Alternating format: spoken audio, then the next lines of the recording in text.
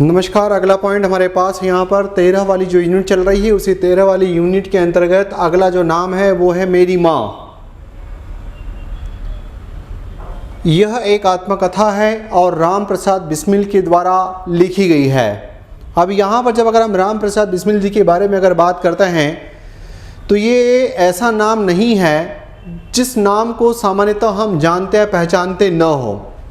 इस नाम के पीछे यहाँ पर यही बात आती हुई दिखाई देती है कि ऐतिहासिक दृष्टि से भी अगर हम यहाँ पर इस पॉइंट पर अगर गौर करें तो ऐतिहासिक दृष्टि से भी इनका बड़ा मुख्य रोल रहा है। इसी के साथ साथ यहाँ पर ये कहीं ना कहीं कवि या लेखक की श्रेणी में भी आते हुए देते हैं। इन्होंने कुछ रचनाएं भी लिखी है। सामान्यतः ऐसा माना जाता है कि उनको ये मेरी माँ नामक जो रचना लिखने की जो प्रेरणा मिलती है वो उनको उनकी माता जी से मिलती है। और यहाँ पर माता जी प्रारंभ में इसमें यहाँ पर उन्होंने बाकायदा अपनी आत्मकथा में बात बताते हैं कि वो बहुत ज़्यादा पढ़ी लिखी नहीं थी, लेकिन वो पढ़ी लिखी न होने की वजह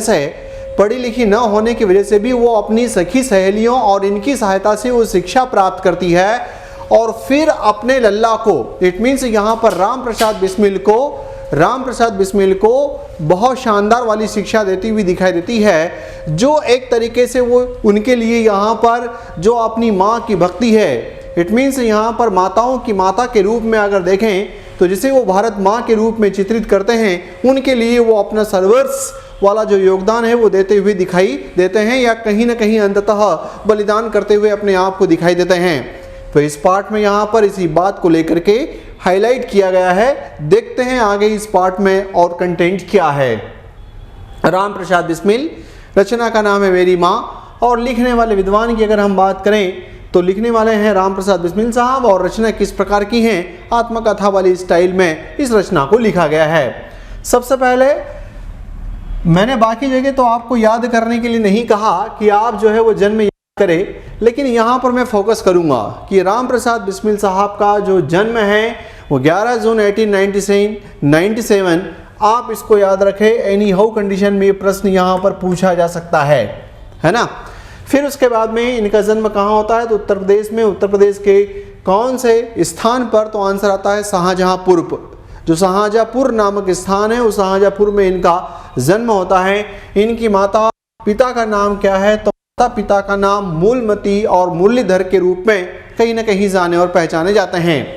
फिर यहाँ से इसमें आगे की तरफ अगर बढ़ते हैं तो ये वाला पॉइंट आप याद रखिएगा। ये पॉइंट मेरे से प्रश्न पूछा जा सकता है। इंपॉर्टेंट प्रश्नों में से एक प्रश्न आपके पास रहेगा कि इनको फांसी कब दी गई थी, तो आंसर है 19 दिसंबर 1927। अगर आप देखोगे तो यूं ही हार्डली ये कहोगे कि 30 साल की उम्र में हंसते हंसते यहाँ पर फांसी के तख्ते पर चढ़ जाते हैं। वो किस बात के लिए, तो आंसर अपने पास यहाँ पर होता है कि भारत माँ को उनको स्वतंत्र कराना था। तो भारतीय स्वतंत्रता आंदोलन की क्रांतिकारी धारा में के एक प्रमुख सेनानी थे जिनका नाम आता राम प्रसाद बिस्मिल, जिन्होंने 30 वर्ष की आयु में ब्रिटिश शासन के द्वारा, ब्रिटिश सरकार के द्वारा फांसी की सजा दे दी गई थी। फिर यहाँ से इसमें आगे की तरफ बढ़ें तो अगला पॉइंट अपने पास कि राम प्रसाद जो है एक कवि, एक शायर, एक अनुवादक, एक बहुभाषा भाषी, इतिहासकार और साहित्यकार। अब इट मीन्स यहाँ पर लगता है कि सारी बातें आ चुकी है कि 30 साल की उम्र में कवि भी कहलाए, शायर भी कहलाए, अनुवादक भी कहलाए, बहुभाषा भाषी भी कहलाए, इतिहासकार भी कहलाए और कहीं ना कहीं साहित्यकारों में भी इनका नाम आता हुआ दिखाई देता है। बिस्मिल उनका उर्दू नाम था। बिस्मिल उनका उर्दू तखल्लुस उपनाम था। उपनाम है ना, बिस्मिल जो है उपनाम था और ये उर्दू का था, जिसका हिंदी में अर्थ क्या होता है तो आत्मिक रूप से आहत। बिस्मिल का नाम जो है यहाँ पर मीनिंग क्या होता है तो इसका मीनिंग होता है आत्मिक रूप से आहत के रूप में कहीं ना कहीं ये नाम पहचाना जाता है। फिर आगे बिस्मिल के अतिरिक्त वे राम और वे अज्ञात, मतलब यहाँ पर यह है कि राम प्रसाद बिस्मिल के नाम से तो अपनी कुछ रचनाओं को लिखा ही, उन्होंने राम के नाम से भी कुछ रचनाओं को लिखा और अज्ञात के नाम से भी उन्होंने यहाँ पर कुछ रचनाओं को, कुछ कविताओं को लिखते हुए दिखाई देते हैं। तो यदि अगर अपने पास यहाँ पर प्रश्न आ जाता है कि राम प्रसाद बिस्मिल अपने मूल नाम या राम प्रसाद के अलावा और कौन कौन से नामों से भी उन्होंने साहित्य की दुनिया में कदम रखा है या लिखा है, तो उत्तर अपने पास जाएगा एक राम और दूसरा अज्ञात शब्द यहाँ अपने को याद रखना है।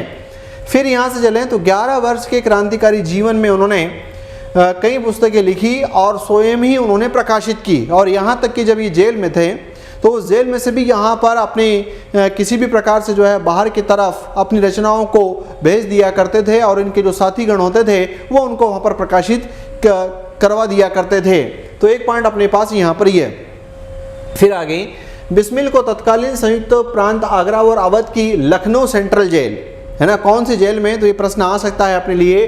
अपने को याद रखना पड़ेगा कि ये लखनऊ सेंट्रल जेल की 11 नंबर की जो है बैरक है उसमें रखा गया था। इस प्रकार का नेक्स्ट टाइम पिछली जो एग्जाम्स हैं उसमें ट्रेंड इस प्रश्न का देखने को मिलता है ना। वहाँ पर उन्होंने पिस्तौल या राइफल का नंबर पूछा था। तो अपने को यहाँ पर ये कि जब राम प्रसाद बिस्मिल साहब की बात की जाए जिनको लखनऊ सेंट्रल जेल में रखा गया था, तो कौन से नंबर की जो है बैरक थी, तो उत्तर अपने पास आएगा कि 11 नंबर की बैरक में इनको रखा गया था। ये अपने को कहीं ना कहीं इसमें यहाँ पर याद रखना है। फिर यहाँ से इसमें आगे बढ़ें तो सरफरोशी की तमन्ना, शानदार पॉइंट, बड़ा इंपॉर्टेंट प्रश्न है। ये प्रश्न आपको आ सकता है। सरफरोशी की तमन्ना जैसे तराना लिखने वाले राम प्रसाद बिस्मिल भी उन्हीं क्रांतिकारियों में से एक थे। फिर आगे, निज जीवन की एक छटा, ये भी शानदार एक इनकी रचना है। निज जीवन की एक छटा, इस पुस्तक ने अंग्रेजों के होश उड़ा दिए थे। अंग्रेजों के होश उड़ा दिए और लोगों में अंग्रेजों के विरुद्ध क्रोध और जबरदस्त तरीके से यहाँ पर क्रोध का भाव बढ़ता हुआ दिखाई देता है। फिर यहाँ से इसमें आगे की तरफ बढ़ते हैं तो अगला की प्रसिद्ध स्वतंत्रता सेनानी भगत सिंह के अनुसार, इट मीन्स भगत सिंह ने राम प्रसाद बिस्मिल के बारे में एक सेंटेंस यहाँ पर कहा है। नमस्ते भाई दांगी जी। फिर आगे इसमें यहाँ पर बढ़े इसमें तो श्री राम प्रसाद बिस्मिल बड़े होनहार नौजवान थे। ये किसने लिखा? भगत सिंह ने। राम प्रसाद बिस्मिल बड़े होनहार नौजवान थे, गजब के शायर थे। नौजवान थे, गजब के शायर थे, दिखने में बहुत सुंदर थे, योग्य बहुत थे। जानने वाले कहते हैं कि यदि किसी और जगह या किसी और देश या किसी और समय इनका जन्म हुआ होता तो ये सेना अध्यक्ष बनते। अब सोचिए यहाँ पर कि इस प्रकार की जो बातें हैं वो भगत सिंह के द्वारा राम प्रसाद बिस्मिल के बारे में ये कोटेशन लिखा गया है।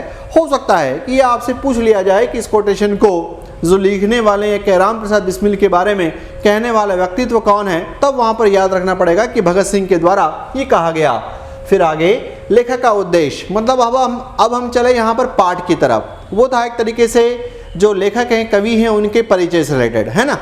अब यहाँ पर बात आती है कि जो रचना है मेरी माँ, इस मेरी माँ वाले पाठ में लेखक का, इट मीन्स राम प्रसाद बिस्मिल का क्या उद्देश्य रहा है, क्यों उन्होंने इस पाठ को लिखा।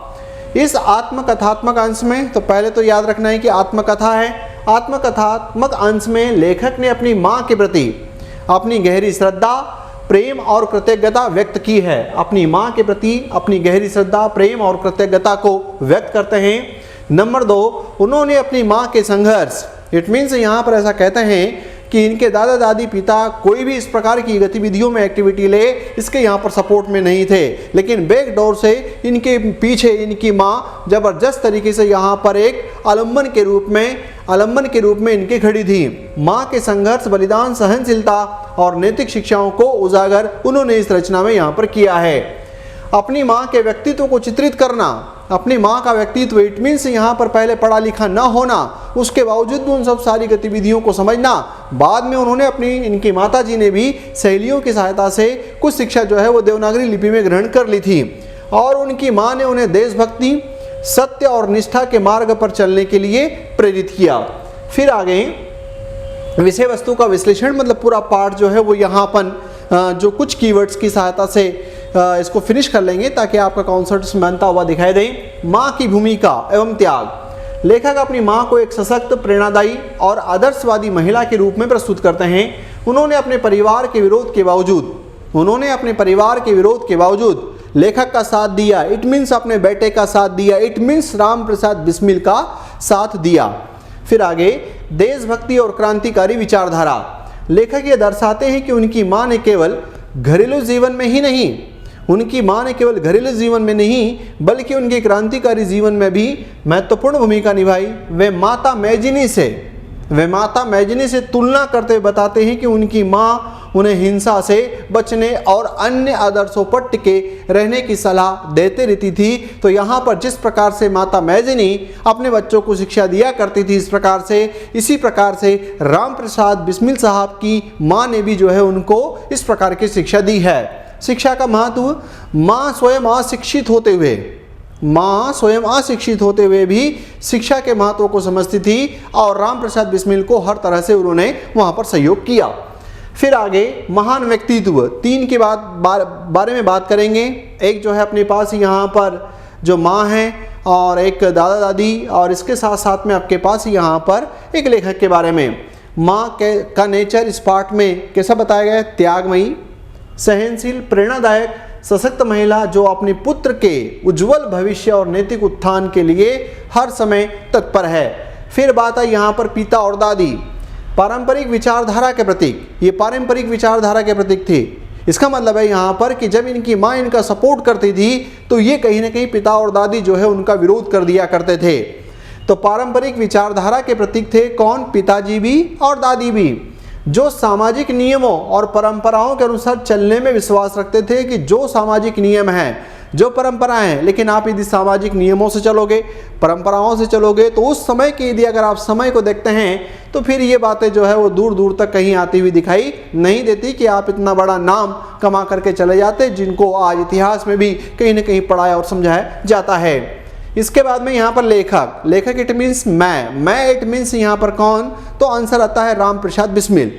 माँ के आदर्शों को आत्मसात करने वाले, सत्य और राष्ट्रभक्ति को सर्वोपरि, जो कुछ भी होगा किसी भी हालात में सत्य के पायदान से टिकेंगे नहीं। एक बार ऐसे ही हुआ कि इनके बापूजी को, पिताजी को किसी काम से बाहर जाना था।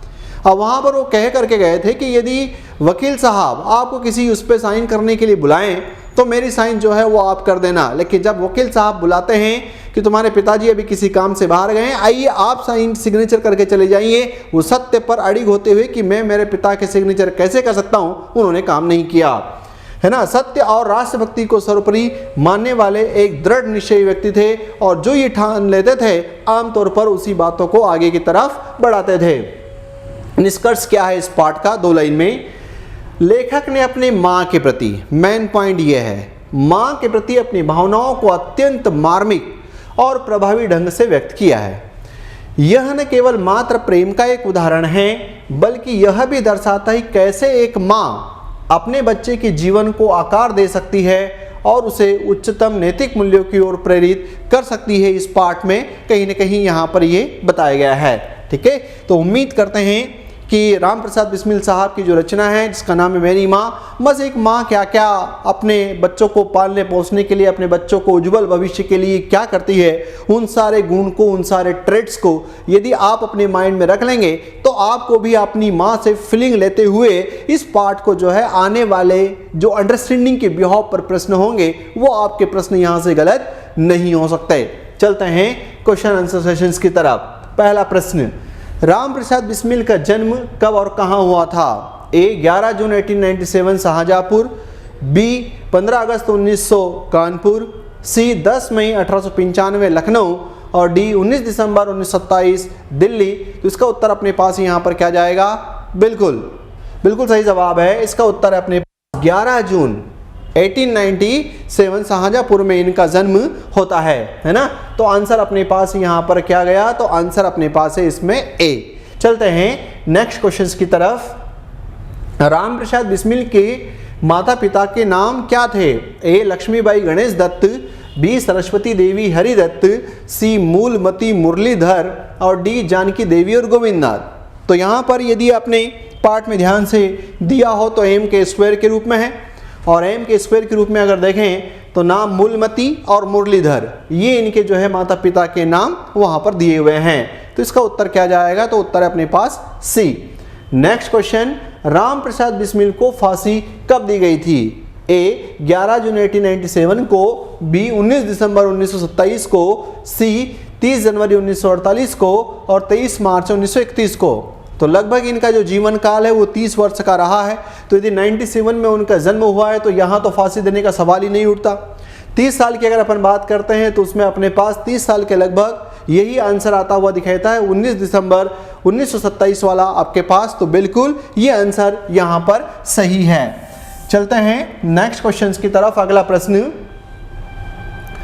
क्वेश्चन है बिस्मिल शब्द का हिंदी में क्या अर्थ है ना? क्या इसका मीनिंग होता है स्वतंत्रता, क्या इसका मीनिंग होता है आत्मिक रूप से आहत, क्या इसका आंसर होता है वीरता, या क्या इसका उत्तर होता है विद्रोही? तो जब अगर हम यहाँ पर इस पॉइंट को देखें तो इसका आंसर अपने पास बिल्कुल सही जवाब, बिल्कुल इसमें आशा, महेश है ना, हितेश ने जो इसका उत्तर दिया वो आपके पास क्या है, तो आत्मिक रूप से आहत के रूप में कहीं ना कहीं हम यहाँ पर इसका मीनिंग देखते हैं। तो इसका उत्तर जाएगा वो है बी। चलते हैं नेक्स्ट क्वेश्चन की तरफ। राम प्रसाद का उर्दू तखल्लुस उपनाम क्या था? क्या उन्होंने अज्ञात रखा था, ए, क्या बी राम रखा था, सी क्या उन्होंने बिस्मिल रखा था, और क्या डी इनमें से कोई नहीं? तो अभी हमने वहाँ पर जब पाठ की चर्चा की थी तब उस समय वहाँ पर भी बात आती हुई दिखाई दी कि इसमें नाम जो है उन्होंने यहाँ पर उपनाम बिस्मिल रखा था, और जिसका मतलब था कि एक रूप से कहीं ना कहीं आत्मिक रूप से आहत के रूप में इस शब्द को चरितार्थ किया जाता है। क्वेश्चन नंबर 6, राम प्रसाद बिस्मिल को कहाँ कैद रखा गया था? ए लाहौर जेल में, बी अंडमान जेल में, सी लखनऊ सेंट्रल जेल में, और डी अलीगढ़ जेल में। तो पाठ में यहाँ पर बाकायदा इस बात का कहीं ना कहीं जिक्र है। लाहौर जेल मतलब इनके परिचय के रूप में अगर अपन देखते हैं तो Andaman jail, Lucknow central jail या अलीगढ़ जेल। बिल्कुल सही जवाब इसका उत्तर होगा लखनऊ सेंट्रल जेल। और वहाँ पर यह भी देखा था कि कौन से नंबर की बैरक थी। जल्दी से कमेंट बॉक्स में कमेंट में जो है यहाँ पर लिख करके उत्तर देंगे कि लखनऊ सेंट्रल जेल की कौन सी बैरक में इनको रखा गया था, वो जो है कमेंट बॉक्स में मुझे उत्तर चाहिए। नेक्स्ट क्वेश्चन, अगला प्रश्न अपने पास क्वेश्चन नंबर 7, सरफरोशी की तमन्ना कविता किस क्रांतिकारी से जुड़ी है? ए भगत सिंह से, बी चंद्रशेखर आजाद से, सी राम प्रसाद बिस्मिल से, और डी खुदीराम बोस से। देखिए ऑप्शन जो है वो आपके पास यहाँ पर कितनी निकटता के साथ आते हैं। यदि पाठ की समझ नहीं होगी तो ऐसे प्रश्न गलत हो सकते हैं। तो आंसर आता है कि हाँ, है ना। तो बिल्कुल सही जवाब इसका उत्तर क्या होगा कि सरफरोशी की तमन्ना कविता किस क्रांतिकारी से जुड़ी है? तो उत्तर जाएगा इसमें यहाँ पर राम प्रसाद बिस्मिल। नेक्स्ट क्वेश्चन, भगत सिंह ने राम प्रसाद बिस्मिल के बारे में क्या कहा था? ए वे बहुत अच्छे चित्रकार थे, बिल्कुल इस प्रकार की बात नहीं कही। वे विज्ञान में रुचि रखते थे, बिल्कुल नहीं।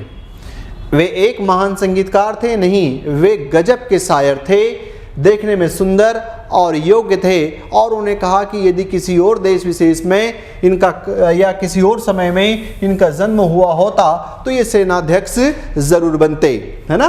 तो उत्तर क्या जाएगा, ये है अपने पास यहाँ पर B. Next question, Ram Prasad Bismil ने किस प्रसिद्ध पुस्तक की रचना की और जिससे आमतौर पर जो आम जनमानस था उनमें भी यहाँ पर क्रोध की ज्वाला भड़कती हुई दिखाई देती है ना।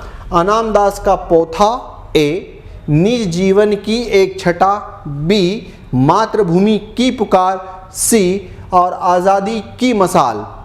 क्या होगा इसका उत्तर? बिल्कुल यहाँ पर अपन ने इसमें परिचय के रूप में देखा था कि निज जीवन की एक छटा, है ना। निज जीवन की एक छटा एक शानदार वाली पुस्तक थी जो आमतौर पर यहाँ पर जब इनको जो समाज के और भी दूसरे लोग जब पढ़ते हैं तो ज़बरदस्त उनके अंदर भी यहाँ पर क्रोध की भावना उत्पन्न होती हुई दिखाई देती है और लगता है कि अब इन ब्रिटिशर्स को उखाड़ फेंकेंगे। क्वेश्चन नंबर 10, किस पुस्तक ने अंग्रेजों के विरुद्ध लोगों में क्रोध बढ़ा दिया?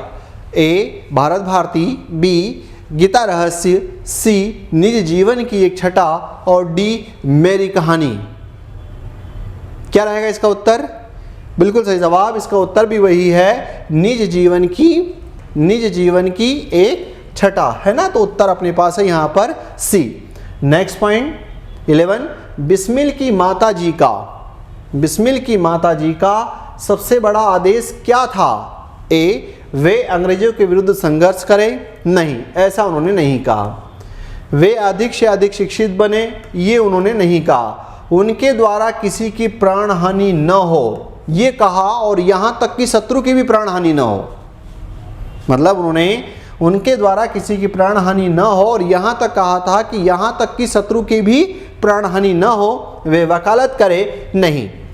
तो इसका उत्तर अपने पास यहाँ पर क्या गया, तो इसका उत्तर जाएगा वो है इसमें सी। नेक्स्ट टाइटल अगला 12, बिस्मिल की एकमात्र इच्छा क्या थी? ए, अंग्रेजों के विरुद्ध क्रांति करना, बी, अपनी माता के चरणों की सेवा करना, सी, वकालत करना, और डी, देश में प्रचार करना। जल्दी से फास्ट उत्तर आप बताओ कि इसका आंसर यहाँ पर क्या होगा। जल्दी। बिल्कुल सही जवाब, अपनी माता के चरणों की सेवा करना उनकी एकमात्र इच्छा थी, है ना। तो आंसर क्या जाएगा इसमें यहाँ पर बी। नेक्स्ट क्वेश्चन, बिस्मिथ ने वकालतनामे में हस्ताक्षर क्यों नहीं किए? ए, उन्हें वकालत पसंद नहीं थी, बी, उन्होंने इसे धर्म विरुद्ध समझा, सी, वे निरक्षर थे, उनके पिता ने मना किया था, जबकि उनके पिता तो बोल के गए थे कि मैं बाहर जा रहा हूँ और यदि वकील साहब बुलाए तो वकालतनामे पर जा करके सिग्नेचर करके आ जाना। वे निरक्षर थे? बिल्कुल नहीं। उन्हें वकालत पसंद नहीं थी, इसकी भी यहाँ पर चर्चा नहीं है। उन्होंने इसे धर्म विरुद्ध समझा और सत्य के विरुद्ध समझा, इसलिए जो है उन्होंने इस पर यहाँ पर हस्ताक्षर नहीं किए, जबकि वकील साहब यहाँ समझा रहे थे कि अपना जो है वो केस खारिज हो जाएगा और इसकी वजह से हम समस्या में आ जाएंगे, लेकिन उसके बावजूद भी उन्होंने सिग्नेचर नहीं किया। इसका उत्तर क्या है? तो आंसर है यहाँ पर बी। नेक्स्ट क्वेश्चन 14 नंबर, चलते हैं अगला। बिस्मिल के जीवन में हमें कौन सा मुख्य संदेश मिलता है? राम प्रसाद बिस्मिल के जीवन से हमें कौन सा मुख्य संदेश मिलता है? ए, परोपकार ही सबसे बड़ा धर्म है, बी, मातृभूमि सर्वोपरि है, सी, शिक्षा का महत्व अधिक है, डी, राजनीति से दूर रहना चाहिए। तो इस पॉइंट की बात यहाँ पर नहीं है, शिक्षा के महत्व की बात नहीं है, परोपकार की यहाँ पर कोई बात नहीं है। उन्होंने कहा मातृभूमि ही सर्वोपरि है और माताओं की माता भारत माता ही सर्वोपरि है, इसलिए इसका उत्तर अपने पास यहाँ पर क्या जाएगा? तो इसका उत्तर है वो है बी, है ना। नेक्स्ट क्वेश्चन, बिस्मिल, राम प्रसाद बिस्मिल किस क्रांतिकारी आंदोलन से जुड़े हुए थे? ए, ये जुड़े थे ए, भारत छोड़ो आंदोलन, असहयोग आंदोलन, सविनय अवज्ञा आंदोलन। तो यहाँ पर उसमें ये पॉइंट था कि वो काकोरी कांड नामक घटना से जुड़े हुए थे, तो इसका उत्तर क्या जाएगा? तो ये है अपने पास यहाँ पर सी, है ना। नेक्स्ट पॉइंट, बिस्मिल को अपनी एकमात्र इच्छा पूरी होती क्यों नहीं दिखाई दे रही थी, जो कि उनकी एकमात्र इच्छा थी अपनी माता के चरणों की सेवा करना? ए, उनकी माँ ने उनकी इच्छा को अस्वीकार कर दिया था? नहीं, ऐसा कुछ नहीं था। वे स्वतंत्रता संग्राम में व्यस्त थे? नहीं। उन्हें फांसी की सजा हुई थी, उन्हें फांसी की सजा हुई थी और वे जेल में थे। और फिर इसके बाद यहाँ पर कहते हैं कि बारंबार मुझे ऐसी ही माता मिले, है ना। उनकी सेहत बहुत खराब हो गई थी, आंसर है यहाँ पर नहीं। तो उन्हें फांसी की सजा हुई थी और वे जेल में थे, इसका उत्तर अपने पास क्या जाएगा? तो यह है यहाँ पर सी। क्वेश्चन नंबर 17, चलते हैं अगले प्रश्न की तरफ। अंतिम समय के लिए राम प्रसाद बिस्मिल ने अपनी माँ से क्या वरदान मांगते हैं? ए, उन्हें स्वतंत्रता संग्राम में विजय मिले, उनका हृदय अंतिम समय में भी विचलित न हो, उन्हें जेल से मुक्त कर दिया जाए, वे अपने मित्रों से मिल सके। ये यहाँ पर उनकी इच्छा नहीं थी, उन्हें जेल से मुक्त कर दिया, इस प्रकार कोई इच्छा नहीं थी। उन्हें स्वतंत्रता संग्राम में विजय मिले, इसकी यहाँ पर चर्चा नहीं है।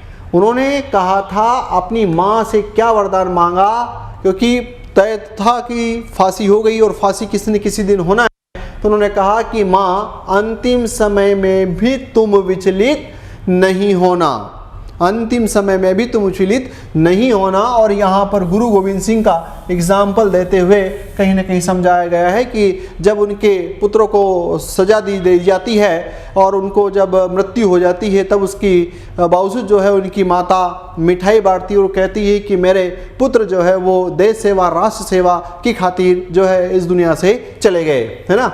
अगला क्वेश्चन नंबर 18, गुरु गोविंद सिंह की पत्नी ने अपने पुत्रों के बलिदान पर मिठाई क्यों बांटी?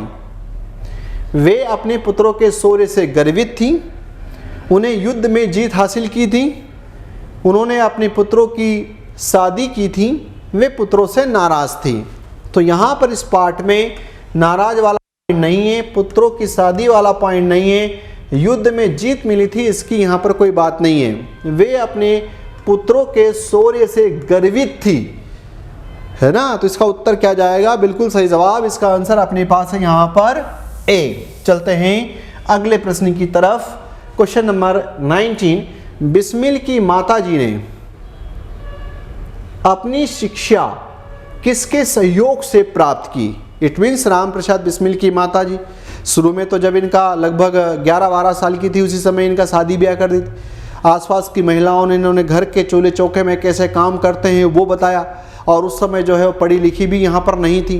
बाद में जो है वो अपनी सखी सहेलियों की सहायता से पढ़ती लिखती है। तो बिस्मिल की माताजी ने अपनी शिक्षा किसके सहयोग से प्राप्त की। ए, अपनी पति के सहयोग से नहीं। बी, अपनी शिक्षित पड़ोसियों और सहेलियों की मदद से। सी, बिस्मिल की प्रेरणा से। और डी, विद्यालय जाकर। तो ये वाला पॉइंट तो नहीं था, विद्यालय जाकर, बिस्मिल की प्रेरणा वाला पॉइंट नहीं था, अपनी पति के सहयोग से पॉइंट नहीं था। इसमें यहाँ पर है कि अपने शिक्षित पड़ोसियों और सहेलियों की मदद से उन्होंने शिक्षा प्राप्त की थी। अच्छा प्रश्न है, पाठ के संदर्भ में प्रश्न अपने से पूछा जा सकता है। नेक्स्ट पॉइंट, बिस्मिल की माताजी ने किस लिपि में पुस्तकों का अध्ययन किया। ये पाठ में बाकायदा जिक्र है, राम प्रसाद बिस्मिल अपने पाठ में यहाँ पर इसका जिक्र करते हैं कि क्या इसका उत्तर उर्दू है, नहीं। क्या इसका उत्तर अंग्रेजी, नहीं। फारसी, नहीं। किस लिपि में, तो आंसर आता है यहाँ पर देवनागरी में, है ना। किस लिपि में, तो आंसर अपने पास इसका क्या जाता है, तो ये आंसर जाएगा इसमें यहाँ पर देवनागरी लिपि में कहीं ना कहीं अध्ययन होता है। तो इसका उत्तर अपने पास क्या है, तो उत्तर है C. Next question, question number 21, Bismil की आत्मिक, धार्मिक और सामाजिक उन्नति में किसका योगदान सबसे अधिक था। बिस्मिल की आत्मिक, धार्मिक और सामाजिक उन्नति में किसने सबसे ज़्यादा योगदान दिया। ए, उनके पिता ने। बी, उनकी दादी ने। सी, उनकी माँ ने। और डी, उनके गुरु सोमदेव ने, है ना।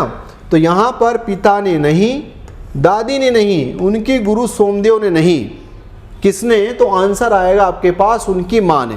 पर यहाँ से एक प्रश्न क्वालिटी वाला और आप याद रखें, बाई चांस यहाँ पर पूछ लिया जाए कि राम प्रसाद बिस्मिल की रचना मेरी माँ में राम प्रसाद बिस्मिल ने किस गुरु का उल्लेख किया है, तो आप यहाँ पर याद रखना कि उनके गुरु का नाम क्या था। तो गुरु का नाम था गुरु सोमदेव।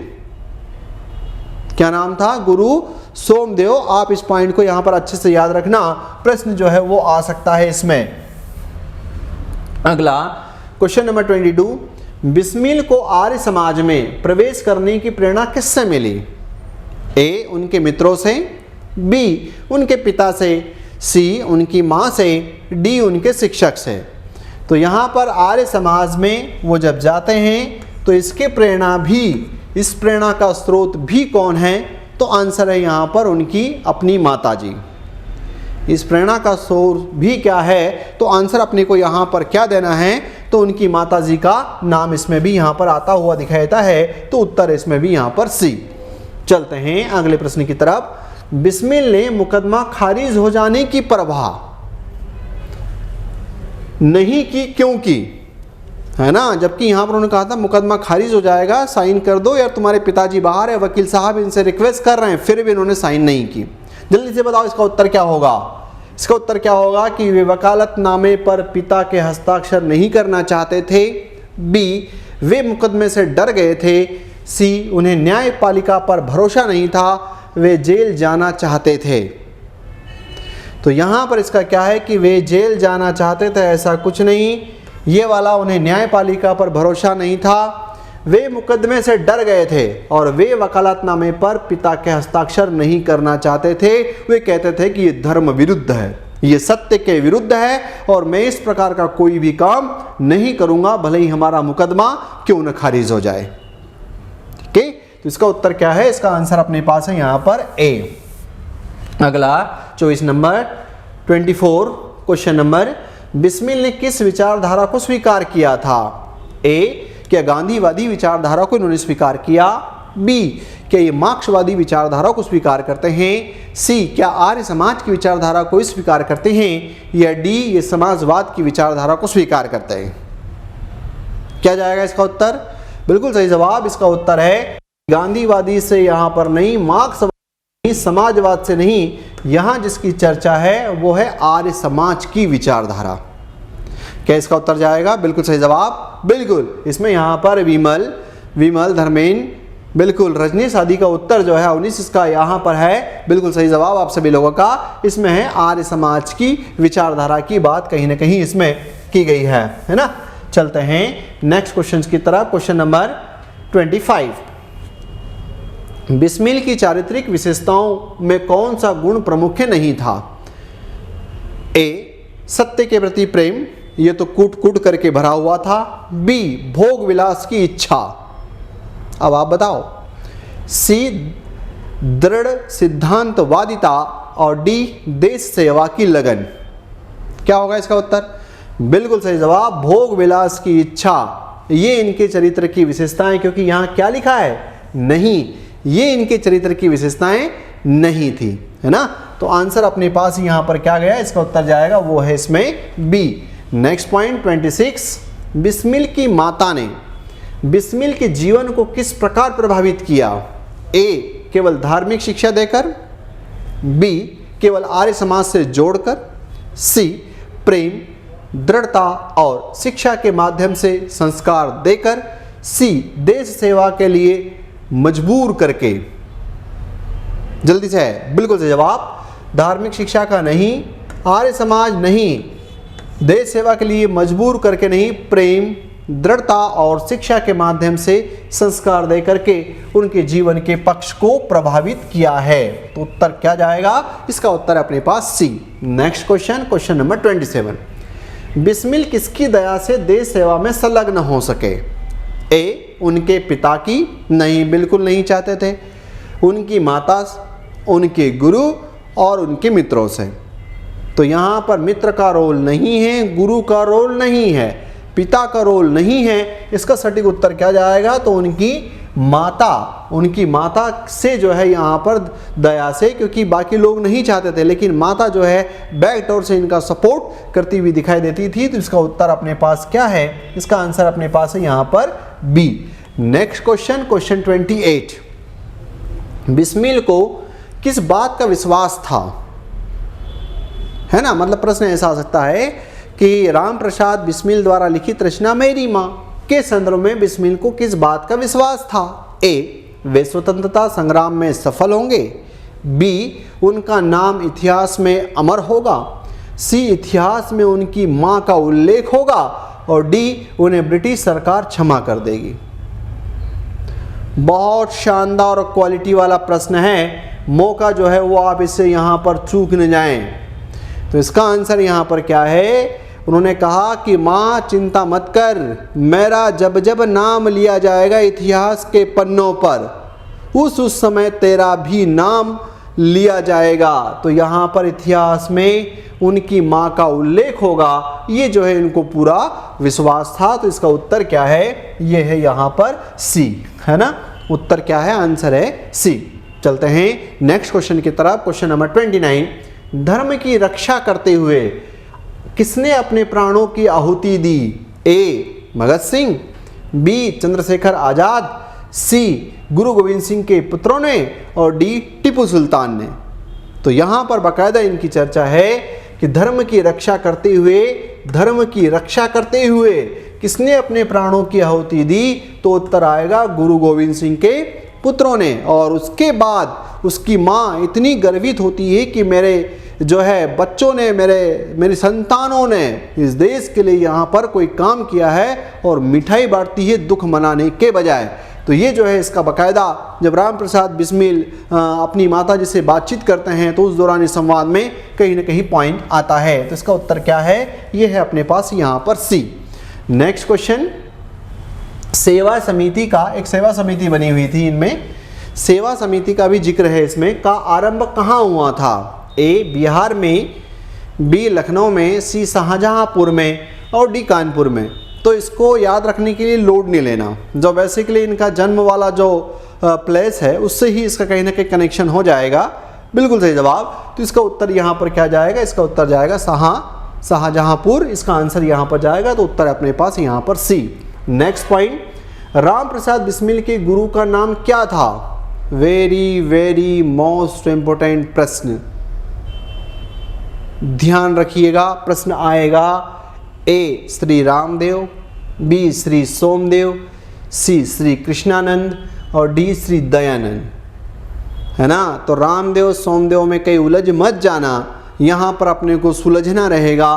बिल्कुल सही जवाब। इसका उत्तर क्या है? तो इसका उत्तर है यहाँ पर सोमदेव, है ना। इनके गुरु का नाम क्या था? तो यह है उत्तर सोमदेव। अगला 32, बिस्मिल ने अपनी माँ की तुलना किसकी माता से की है? ए सरोजनी नायडू, बी झांसी की रानी, सी मैजिनी और डी रानी लक्ष्मीबाई। तो यहाँ पर रानी माँ से तुलना जो है इसमें यहाँ पर मैजिनी से जो है इसमें तुलना की गई है। बाकायदा पार्ट में यहाँ पर इसका उल्लेख भी है। तो इसका उत्तर क्या जाएगा? बाकायदा नाम लिखा हुआ है उसमें। तो आंसर अपने पास है यहाँ पर सी मैजिनी। अच्छा प्रश्न है, याद रखिएगा, है ना। अगला क्वेश्चन, बिस्मिल माँ के चरणों को प्रणाम करके तथा किसका स्मरण करके शरीर त्याग करना चाहते थे? बिस्मिल माँ के चरणों को प्रणाम करके तथा किसका स्मरण करके शरीर त्याग करना चाहते थे?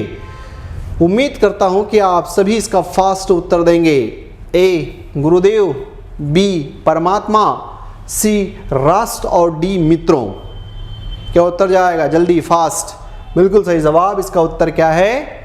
बिल्कुल, इसका उत्तर है आपके पास यहाँ पर परमात्मा को प्रणाम करके तथा उनका स्मरण करके शरीर को त्यागना चाहते थे। ठीक है, तो ये जो है राम प्रसाद बिस्मिल की रचना मेरी माँ आत्मकथा का कॉन्सेप्ट और उससे संबंधित पॉसिबल वाले क्वेश्चंस जो आम तौर पर आपकी संकल्पनाओं को मजबूत करने में आते हुए दिखाई दें। इसी के साथ ये पार्ट यहीं पर समाप्त होता है। पार्ट कैसा लगा इसका कमेंट जो है कमेंट बॉक्स में आप ज़रूर लिखें, है ना।